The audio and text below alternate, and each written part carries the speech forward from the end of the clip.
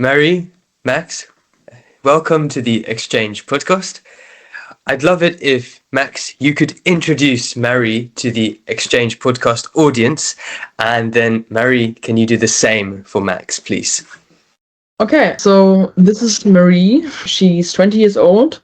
She grew up in Berlin and she now studies business at Durham.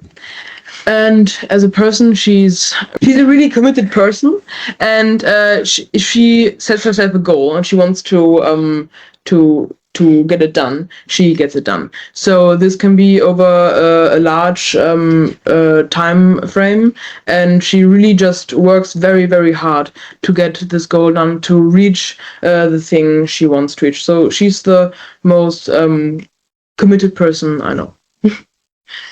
Thank you, Max. So Max is my younger brother. He's 16 years old and he's still in high school. He's starting his A-levels now, and he's living in Berlin at the moment. And Max is super interested in AI and everything that goes super deep into how AI works. He's always done his own things. So 2 years ago, he was super obsessed with creating his own music. And then he was looking for how he could create a cool cover for a song that he wanted to publish. And that's when he got into AI by using image models to create a cool cover for his own song. So since then, that was 2 years ago, he's been super obsessed with AI, has been learning at an insane speed, everything about it. And he's one of the most intelligent persons that I know, super driven with everything that he finds interesting. He just reads super deeply into it and knows every technical detail about it. So, Max, you were creating music years ago. Mhm. How did that? Marie said that it was the photos that you were interested in. How did that form into your just huge? Because this is a huge switch you've made to this AI work that you guys are doing. How did that happen? Well, I got really deep into producing music and got to know the software you use as a professional producer and stuff like that. And I did some work doing the music. And then when I was finished with a piece I liked, I decided to think about planning to release it and everything. And one thing that is important for that is a cover. And I knew I couldn't work with design tools back then. So I tried to find some tool that let me generate what I wanted as a cover. I had a really clear image in my head, and I tried to generate that. And then pretty early on, I noticed that it couldn't generate text. It wouldn't coherently generate text on images. And then I got really deep into why that doesn't work and which tools exist that would make that work. And that kind of transformed into me collecting many different AI tools and collecting a list out of it. And at that point, I was trying to get to know as many AI tools as possible. At that point, I thought about bring this into some kind of business.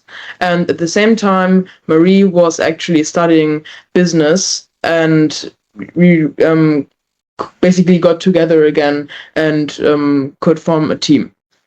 Well, Mary, when I was looking at your website, it said that you're interested in, was it filmmaking and art? It's the creativity aspect, it seemed, that interested you to AI. Is that true? And if it is, or if not, can you expand on that, please? Yeah, I mean, our mother is an artist, and great grandmothers. So artists are in the family, and I used to paint a lot. I also created my own songs when I played the piano. So then we also did a lot of films from family holidays and cut them together. So we were always super creative, and I think it is really cool how AI enables super instant creativity. Like, you have an idea in your head and you can instantly materialize it. So I think that's, in that way, AI is interesting as a tool to accelerate putting creative ideas into actually something tangible. So from that perspective, AI is definitely super interesting. Yeah.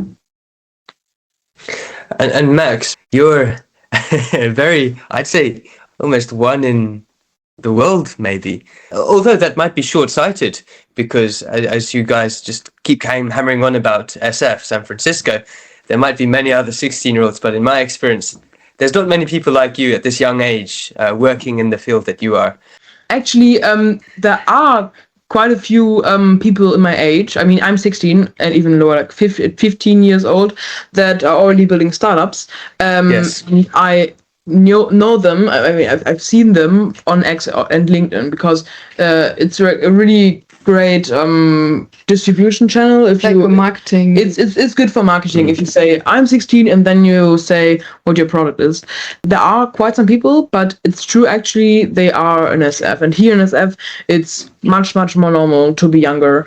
And I mean, for example, in Berlin where we're from, it's completely crazy Insane.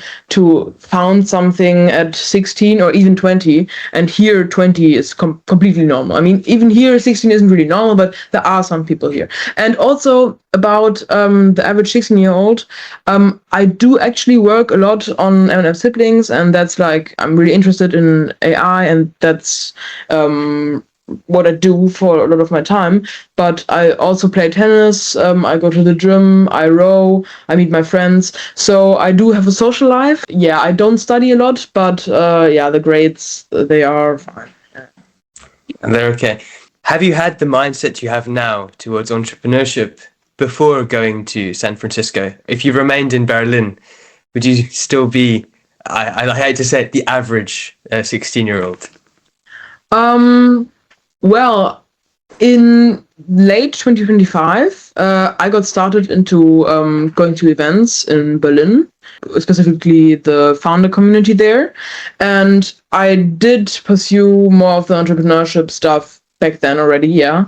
But after SF, I do think a lot of the things changed because we really saw what you can already achieve in like an age like 16 to 20, which wasn't the case in Berlin. And also we got to know a lot of people in SF that could help us with achieving our goals, which wasn't the case in Berlin. So we got a very big boost for our entrepreneurship hustle in SF. So yeah, I think my view on entrepreneurship changed a lot after SF. And Marie, when did your creative passions turn into an entrepreneurship passion? You started your own business a few years ago. I think I always knew that I want to start a company for like it seems like my entire life, but I guess I was like shy about saying that because I didn't grow up with the community around me where it was normal in that sense. Like I didn't go to a lot of events where there were a lot of young people just saying that they want to start a company. So I always wanted to do that, but I guess we spent a year in France, and I studied there for 1 year, and that's where I met a lot of other young entrepreneurs, where it felt like a bit more normal. So that's where my interest kind of developed a little bit more, and it became more apparent, and like I could talk more about it.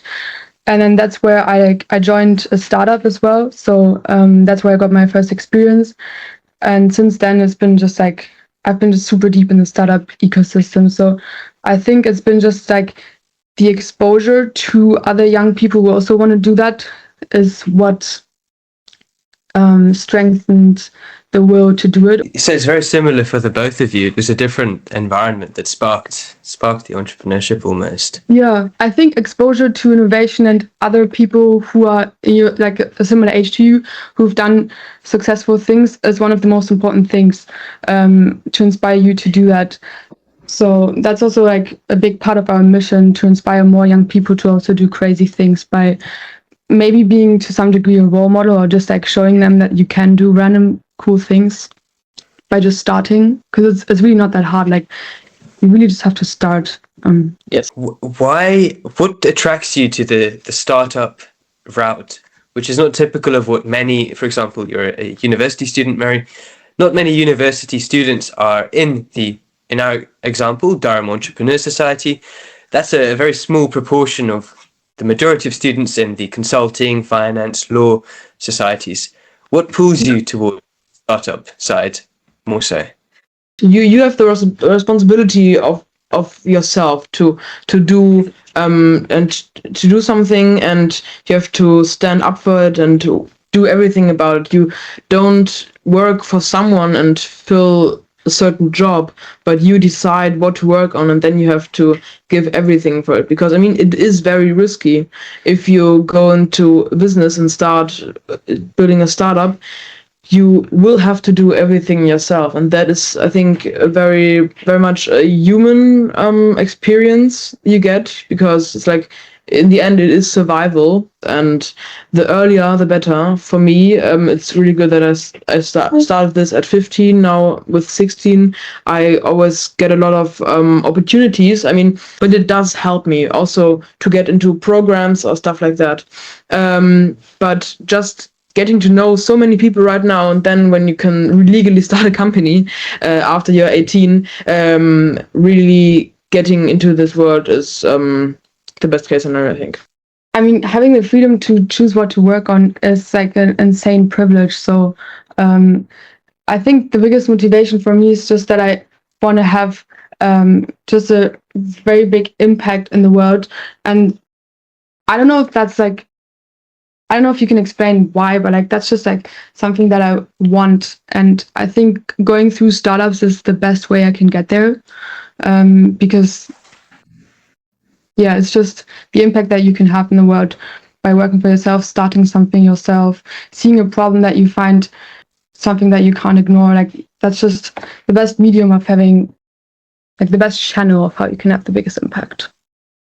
A couple weeks ago, you guys did quite a cool LinkedIn post about you guys sitting next to each other saying having a sibling with the same passion, obsession is awesome. And then you tagged, is it Omodei? Omodei, yeah. Omodei, yeah. So you've got these two awesome siblings that you've tagged founding Claude. How do you think that you two working as siblings now, why are they so successful together? Is it, and what makes you two so successful? Yeah, well, one thing is that so it's also a sister and a brother, and I mean they work at the same company. Like many children don't work at the same project, but in that company they share tasks, and they differentiate what they're working on because they complement each other. I just think it's really great to work with a sibling because you know each other. Like maybe it's like the person in your entire life that you know best out of everyone, and like you had so many different phases. So for example, when I was his age, I was doing the opposite of what he did. I lost way too many brain cells by going out way too much. So that was a phase where it was like a super different phase to now. Marie has seen me grow up in a very interesting way, because she really saw me go from 0 to 16, and for me, I've known my sister for my entire life. So I think you can never achieve that with any other relationship, because you've seen the person all the time and been with the person all the time, and you have an immense trust and knowledge about them. Yeah, trust is a super good point. Let's move on to M&M Siblings. That's what you're building now. What is M&M Siblings?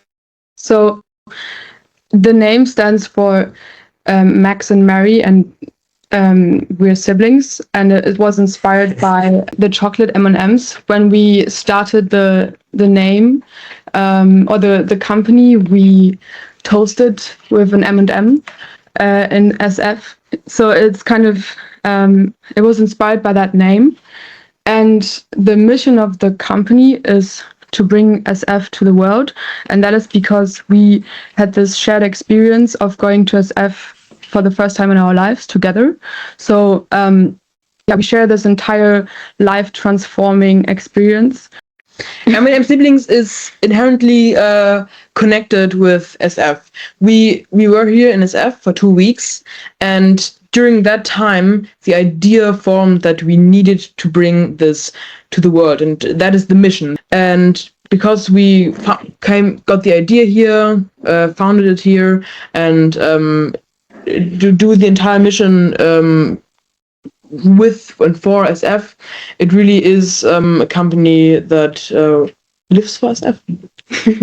And the mission comes in several dimensions. So now we're working on a software dimension with the exact same goal, and it aligns perfectly with the events that we're doing. And then we're also working on political ideas and projects to scale the mission there. So it is one overarching mission that comes in different dimensions to increase the impact of that. Why do you need to bring SF to the world? There are many reasons, but the first reason was the most simple one. We didn't want to return to Berlin and to London and not be able to live this life here, because SF is such a special place. You run into the most interesting people just like that, which just happened yesterday with like 30 people. And you have these events, for example, where you can meet those people on demand if you want, and that's absolutely impossible in Berlin or even London, which is the biggest VC hub in Europe, for example. Yeah, so essentially we think the world needs more insane innovation hubs than just SF, because I mean at the moment the biggest companies that have the biggest impact on the future of the world come from SF. So I mean, Anthropic is one of the biggest ones. They will definitely entirely decide the future of the world by creating AGI first, for example. And we just think that by creating more innovation hubs in the world, we can, create more companies that are also operating in the interest of other countries. We're also, we have been focused on Europe for now, and that's because we are really Europe patriotic. We love Europe. And what we have seen in the most recent years with the .com era, but also with the AI boom now, we have a huge brain drain. A lot of really talented people. We do have a lot of talented people in Europe leave to go to SF because there you get money more easily. It's that simple. Yeah, so one of the biggest parts is keeping young, crazy talent in Europe and in the cities where the people come from and build successful companies there. Like there's so many interviews that we also saw. One by Bela, who's doing Tech Europe. He interviewed a 16-year-old guy in Stockholm, and he's super successful. He did internships for several YC startups, and he said it's completely obvious for him that he will go to SF once he can at age 18. And like a big thing, especially for us, because we're young as well, is to make Europe cooler and make tech in Europe cooler. Going to SF as a talented person is completely rational at the moment. London is the biggest VC hub in Europe, and it's a big city. How many million people are there? Like 9 or something? About 10 plus or minus. Okay, about 10. Okay, and now look at SF. It's less than 1 million. But it's 10x more VC funding. It's the biggest hub in the world. So per person, you have 100x the VC money, which is absolutely crazy. And London is the biggest hub in Europe. So imagine for Berlin, for Stockholm, Paris, it's even worse. And yeah, we want to keep those people here in Europe. You're exactly right. It's 9 million. Exactly right, you were. Okay. And on the brain drain, from Durham, I know of graduates who have moved to SF, and very intelligent people, and they're building their businesses over there. No. So your first strand is the events mission for M&M Siblings. Tell the audience, please, about how it started, your first event. Yeah, so it was obvious for us that we would start in Berlin because that's where we have the biggest network, because there we grew up and went to a lot of events already. And it was quite scary in the beginning because we didn't have any precedent for ourselves. Like we've never organized an event, and we didn't have like a mentor or somebody who helped us who has done it before. It was just the two of us, no outside help. So it was quite like a chicken and egg problem in the beginning, because we knew that we had to grow on several different layers. So we had to grow the attendees, we had to grow sponsors, we had to grow the demos, and we didn't know which one to focus on first. There was a lot of things that were unfamiliar for us, but we just figured things out. I think we started with growing the attendees, and then we focused a lot on reaching people through cool videos on LinkedIn and X. I mean, it was just a concept in the beginning, and we had no idea how to do an event. Of course, we had never done it before, so we just started with posting stuff and doing a draft for our mission and stuff like that, and that had really good reception. So we just kind of did it because it already worked. I mean, a lot of people wanted to come, and a lot of people wanted to demo or even sponsor, and wrote us actually. So worked really well for us. And what did you learn? What did you do wrong that you then applied to your second event in London? So first of all, sponsorship.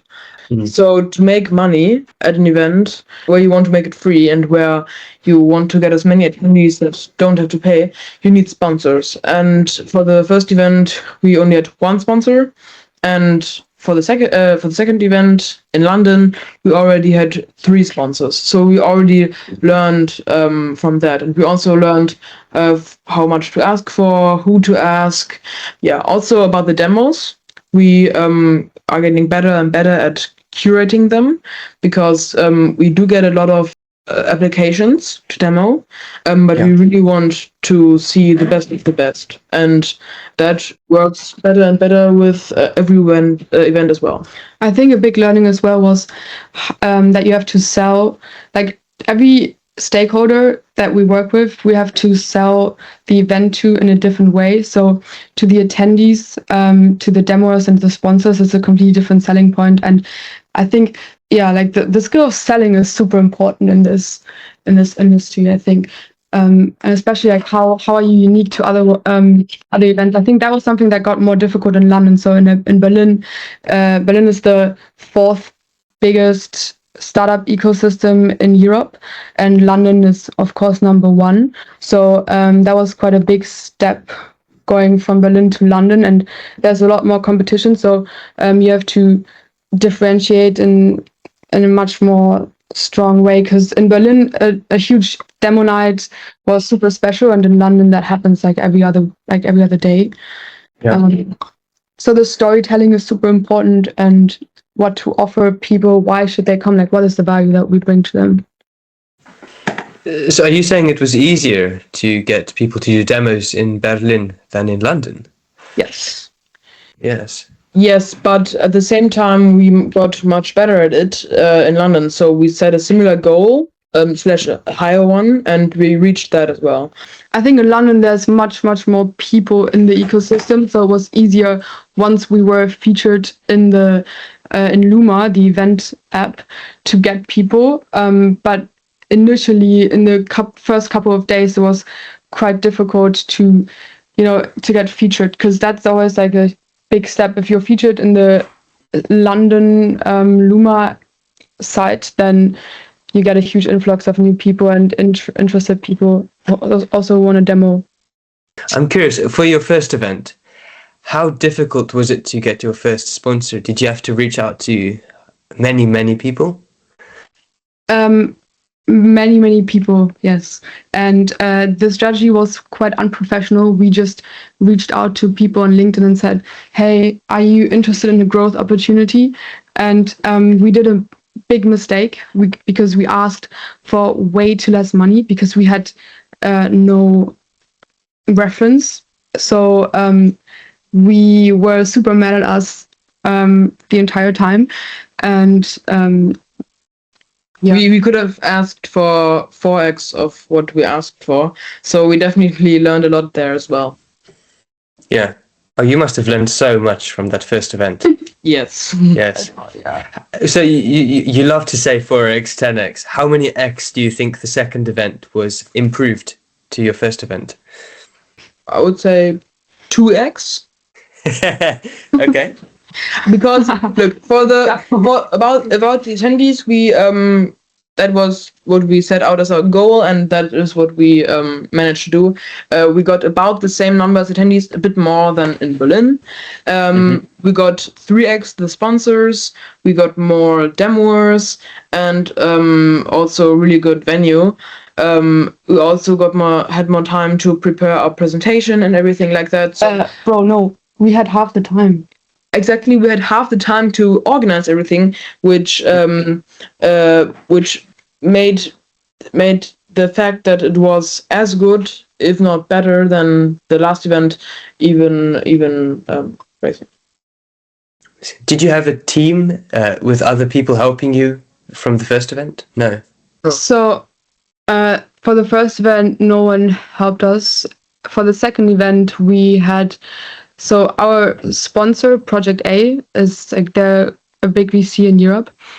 Our point of contact there assisted us with a lot of connections to the ecosystem. So it was a good funnel for introductions to maybe other sponsors and helping like choosing a location and everything. But that was just helping from the sidelines. No one was completely operative, like in the operations as deep as we were.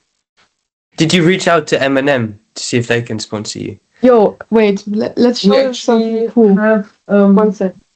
We, like, it's our ultimate goal to get, like, I mean, not the ultimate goal, it's not like that cool, but it is the ultimate goal. So it's like a big part of our branding. So, for example, yesterday we interviewed a lot of people at Founders Inc. and we gave them one package of M&Ms for answering our questions. And we have these, for our first event, we put these ones on every on there. So it says, it's the M&M logo, and then it's X, our M&M logo, and then it says, please sponsor us. So it's like a marketing attack where we just want to create awareness among the attendees that, we haven't reached out to M&M yet, but we will definitely do it. But we do have to build an even bigger track record to be able to do this. But it would be amazing if they could sponsor us. That would be like for them as well. I mean, it would be really special. It's for them. They will benefit from this. Yeah, totally. So I'm curious, do you have any stories that people who've attended your events benefiting from it? For example, one thing was one company raised 100 million after the event. That wasn't because of the event, obviously, solely, but I do think it helped. Yeah, other than that, I mean, at the London event when we had the VC, that led to a potential investment. I mean, it got them connected and talking about a potential investment. So we created opportunities of investment.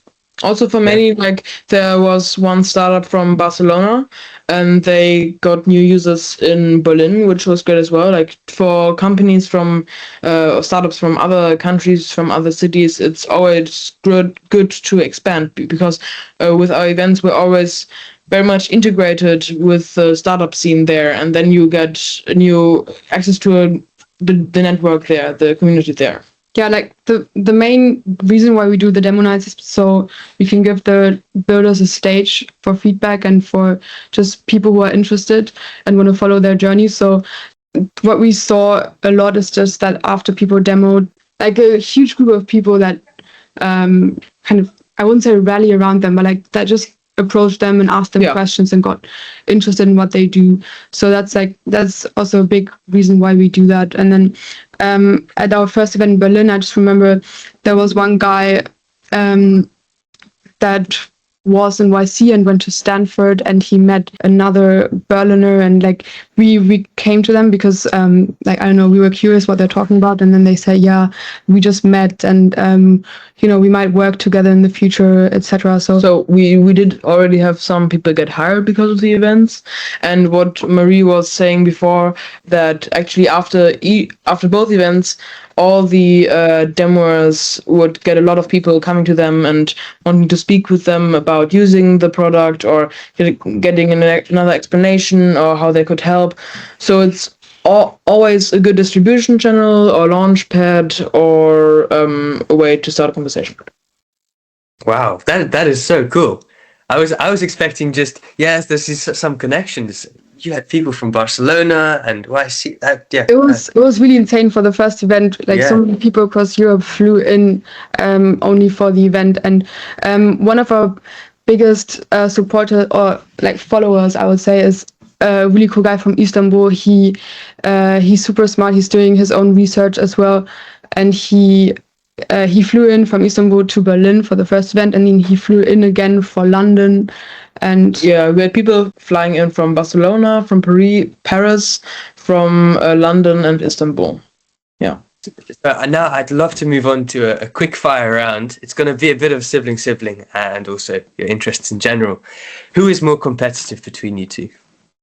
Oh, bro, that's so difficult to say. I would say me. I would say me. Okay. I think that's the answer. That's the answer. Yeah. And do you prefer, this would tear you, Berlin or San Francisco? Right now, San Francisco. Okay. That's the reason we're changing it. Yeah. San Francisco. Yeah. You'd hope to end in Berlin once you've changed the state of Europe. We will stay in Berlin, that's for sure. We won't move here. But we prefer San Francisco, and that's something that we don't want. We don't want to prefer San Francisco over Berlin. Yeah. So we're trying to change it so we can actually long-term stay in Berlin and not always long for San Francisco our entire lives. Do you have someone who's inspired you to go into entrepreneurship, an inspiring founder or an investor, for example?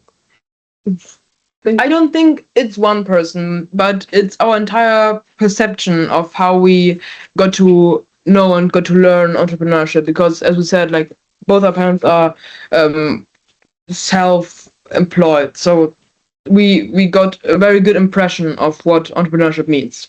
Yeah, we connect entrepreneurship and working for yourself with mainly positive things, and which we know that's not a given. Like, I mean, obviously there's a lot of risk involved with it, and we also grew up with being made aware very much of the risks. Almost every time we say we want to work for ourselves, that's what we also hear. But I think that's not something that everybody has, that you connect entrepreneurship with positive things, because it can also turn out very bad. With positive things only. Yeah. Do you have a favorite source of knowledge? So a book? Do you prefer books, podcasts, or videos? I'm a very big book reader. I love to read books, but I mean, for learning new things which you can't find in a library that easily, obviously stuff like YouTube or X is always good. Podcasts, like everywhere I go, I always podcast in the gym, on the walk. Like, I used to not have a silent second for like the entire day, even when going to sleep, like going to sleep with a podcast and waking up in the middle of the night, podcast still running. So no, I mean, I found it to be very bad. Like, I did it for an entire year, like 1 year ago, and because like I just want like a constant influx of new information. Like, I want to know as much as possible, but then I realized if I have that 24/7 in my ear, I concentrate less on it. And then if someone would ask me about the thing that I listen to, I wouldn't be able to like maybe re-explain it as well as if I just did one podcast a day. So I think too much, constant influx of information is maybe not very healthy. Maybe it's like with LLMs. Marie, you did a lot of pre-training where you just throw a lot of data into your brain, which you did, and after that you try to apply it. Then that was the post training, and now you have a very intelligent model in your brain. Super AI joke. Another joke. Yeah, very much. Imagine we're sitting here in 5-10 years' time. What do you hope we'll be talking about? I remember a couple weeks ago you did the walking around asking, how can AI save Europe? And someone asked you, who are you? And I was just thinking in my head, in 10 years' time what they'll be saying. But yeah, what do you hope that we'll be talking about if I were interviewing you now, 10 years' time? Yeah. About a post-AGI university project that we've been talking about it a lot recently, that we want to do a project of how will universities look like in the future when AI can do almost everything better than humans can. There's a very cool project in the north of Europe, in Finland, that's called Freight, F-R-8, and they are building a post-AGI university. They bought an old university building. It's kind of like an accelerator, but very different also. So that was also something that inspired our interest in this. So I think we would like to talk about, or we hope that we will talk about, still, doing everything to fulfill this mission, but on a much, much more ambitious scale that can reach much, much more people. And it's very much focused on young people and how we can solve huge problems at a very young age already. Yeah, that's my answer. What's yours? Well, how we scale this mission, because we're working on a software product. Right now, the main thing is events, and I think to scale this mission, we need to do a lot of different things. And I hope that we can talk about many of those things we will do in the future. And for anyone inspired by your mission, if they're listening, how can they get involved with M&M Siblings and your mission? We're actually, right now we're working on building a community.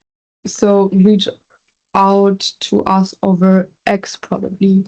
Yeah. Mary and Max, thank you so much for coming onto the Exchange podcast. It's been a pleasure learning about M&M Siblings.